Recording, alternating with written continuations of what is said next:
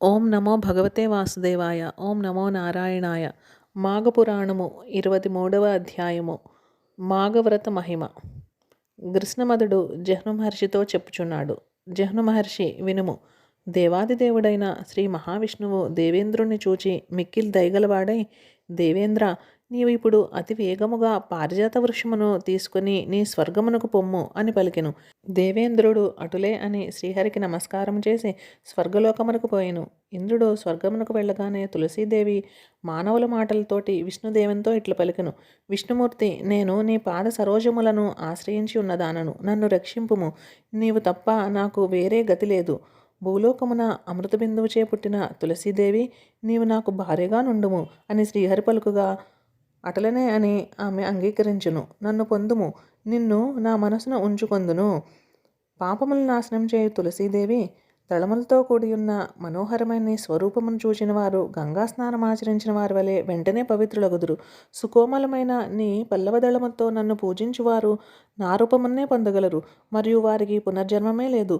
తులసీదేవి, నీ దండను నిర్మించి నా కంఠమునందు అలంకరించువాడు 1000 కోట్ల కల్పములను 100 కోట్ల కల్పములను వైకుంఠమునందు సుఖముగా నుండి పిమ్మట నా యందు లీనమవ్వగలడు. ఏ నరుడు నిన్ను ఇంటి ముందు గాని తోటయందు గాని నీరు పోసి పెంచునో వానికి మహాపాతకములు అంటనేరవు. ఉదయకాలమందు నిద్రలేచి నిన్ను చూచిన దినమే మంచి దినము.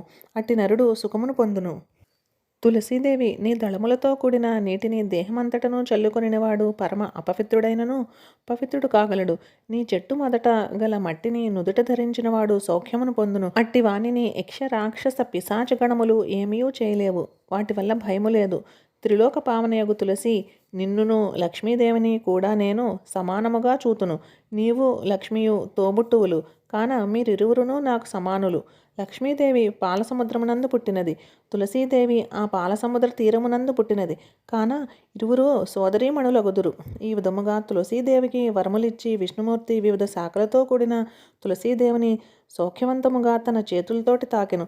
విష్ణుమూర్తి యొక్క హస్తస్పర్శ వలన ఆ తులసీదేవి సర్వశోభావంతమయ్యను.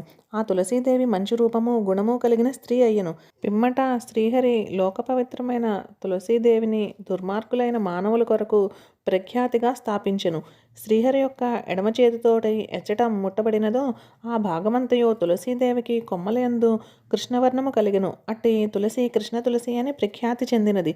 ఈ తులసి వృక్షమునకు సమీపమున గల చెట్లన్నయూ పవిత్రములైనవి కాన భూలోకమున తులసి పవిత్రమైనదనియు పుణ్యము ఇచ్చునదనియు చెప్పబడుచున్నది. ఈ తులసి వృక్షము ఎచ్చటగలదో ఆ భూమి పావనము, మరియు ఆ భూమి పాపములను హరించునది అగును. సుందర స్వరూపము కలదియు సమస్త పుష్పముల కంటే అందమైనది అగు తులసీదళమును తీసుకుని తర్వాత విష్ణుభక్తుడైన సత్యజిత్తుతో ఇట్లు పలికను. సత్యజిత్తు, నీవు వెంటనే నా పూజను చేసి బ్రాహ్మణుల యొక్క సంతర్పణను సంతృప్తికరముగా చేసి నీవును భోజనం చేయుము, ఆలస్యం చేయకుము అని శ్రీహరి చెప్పగానే సత్యజిత్తు ఆ మాటలను విని శ్రీహరిని పూజించి మిగిలిన ప్రసాదమును గ్రహించెను.